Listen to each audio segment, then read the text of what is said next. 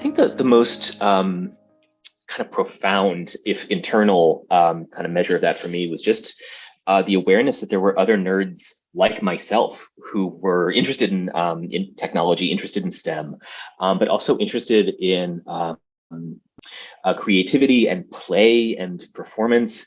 That kind of interdisciplinarity, like I didn't have words for this at the time, but it was like a really specific and narrow band of interests that overlapped in OM. And up until the point when I first got involved in OM, like I just thought I was like this weird kid who would never have friends or like had no like particular future. Like it was just like really hard to imagine either a future for myself or like what it would be to be in community with other similarly or like-minded nerds. And so what I learned from this experience was that like not only are there people locally, regionally, who like share these kinds of values towards play and rigor and excellence and research, but also like there's people all over the place, all over the country, all over the world who have similar values. Like there's a communities of practice here that roll deep, and just like being able to feel part of this community as a gangly weird teenager was it's such a watershed moment because it made me feel like I had a future being myself and doing this work, and that I didn't have to like pretend to be good at sports or to like want to be an accountant or whatever. Like it was okay to be weird and interdisciplinary and look at these thousands of people who are doing it alongside me.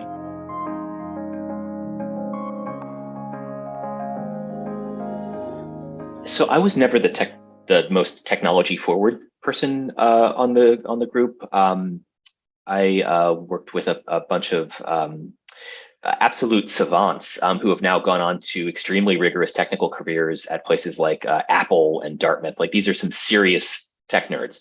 And initially, in the first like year or two of our team, like I was like interested in computers. Like I had like a Mac 2 or whatever, and like knew how to like pirate video games, but like I didn't really know how to code. I didn't know how to solder. I didn't know how to do any of the hardware stuff.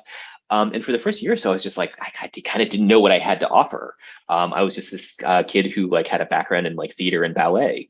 But what came to pass was that like as our narrating, as our interest in story as a group elaborated and grew, it became clear that actually my expertise in performance, in choreography specifically, had a shaping effect on all of the things that we ended up doing as a group. And so this was like another kind of watershed moment where it's like, oh, actually, I don't need to be good at the technology because we have like a team full of people who are good at technology. I need to be good at the thing that I'm good at. I need to be attentive to performance and bodies and ethics and emotion because those are my concerns and that's my expertise. And these expertises can be in flow and collaborative relation to one another. And like my expertise does not come at the expense of other people's expertise and vice versa. As an artist, though, principally, that was meaningful to me because like artists, and I'll speak for myself, but this is generalizable.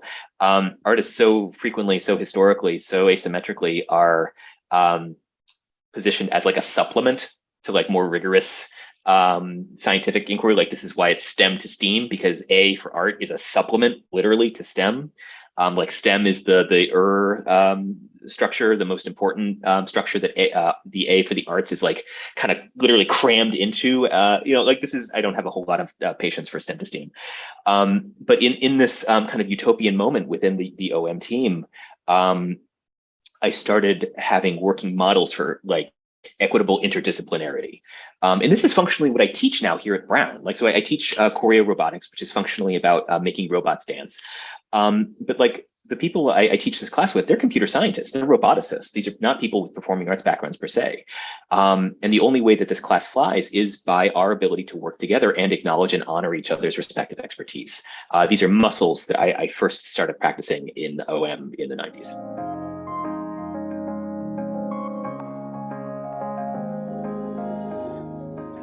So many things that were overcome. I will say that the one of the most important meta skills from OM is to just be unflappable in the face of things literally catching on fire. Like that I have taken with me. I'll say that like the small and the large. On the small side, I remember one of the robots that we built like just stopped working because robots never work. And this is something I now learn, like now I teach professionally. It's like robots never work, especially when you need them to. That is the law, right? That's how that works. But so we had a robot that just flamed out or whatever. And I started, I was like a narrator in the performance or whatever. And I started trying to make like rhyming couplets articulating the failure of the robot as my teammate Dan was trying to fix it. And this is like now, again, 25, 30 years ago or something. Like this is a long ass time ago. And I only came up with one couplet in the moment, but I wish I had come up with more. Like I just kept like going and going and going. And so like it's not a regret exactly, but like I find myself again decades later thinking like, okay, I could have rhymed, robot with X, Y, Z. Like I keep elaborating on this poem that I wanted to narrate and improvise. And it's not like a productive like sense of guilt or longing exactly, but it has stuck with me. Next time, if I have a robot blow up, I'm just going to keep rhyming, and that's just going to keep happening. But the might be more like profoundly, I don't know, maybe more urgently, more personally. I think that same year, my team actually got disqualified. We were using a 1996 era MP3 player to simulate robotic speech. And so there was like certain behaviors that triggered certain robotic actions, and the MP3 player like gave the robot a voice to like be in dialogue with the characters in the play or whatever. And I don't remember what it was about the MP3 player that was illegal. I think this was before MP3 players were like understood to be like a technology that like existed. This is like before the iPod, before the Zune, right? And so like on one hand, like being disqualified for this thing was like it was painful. It was not we thought we'd come up with an effective human robot interface, and in a fashion we had, but like there was some kind of bylaw that we didn't understand and therefore got kicked out. But the deeper truth there is that like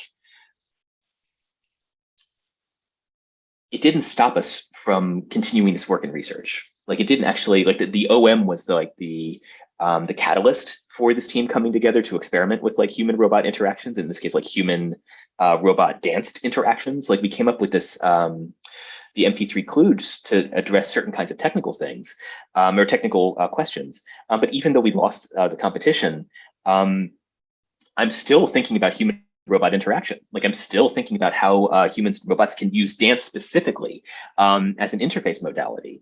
It turned into like a research question that now literally animates my professorial career. I think what this is ultimately a lesson of for me is one of time scale. That it's possible to like lose in the short term, and like I want to acknowledge the feelingsfulness of that, while also understanding that like one can never be fully aware of the value or meaning of the moment in the moment. This is ultimately a lesson in patience in a certain respect.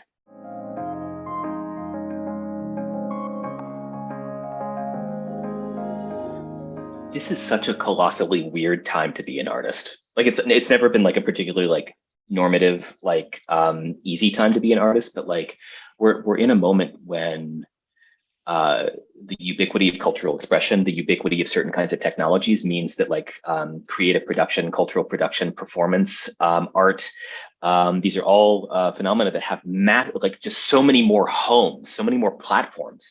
There's so much more possibility for young creatives and creators than there were 20, 30 years ago. I mean, it used to be like what you had like 7 television shows and like AOL like that. Now, granted, there's like lots of like drawbacks to living in a platform capitalist economy. Like there's lots of reasons to be really nervous about how some of these platforms work. So on one hand, a lot of my students who are dancers or visual artists like go off to work for Apple or Google. Because these are companies that recognize and incentivize the value of artists and creatives within their ranks. And so like the kind of argument that I heard a lot when I was growing up, which is like, oh, you'll never make a living as an artist. Like that canard, even if it was ever true, is definitely not true right now. There's lots of ways to be an artist. There's lots of ways to be paid for your time and expertise.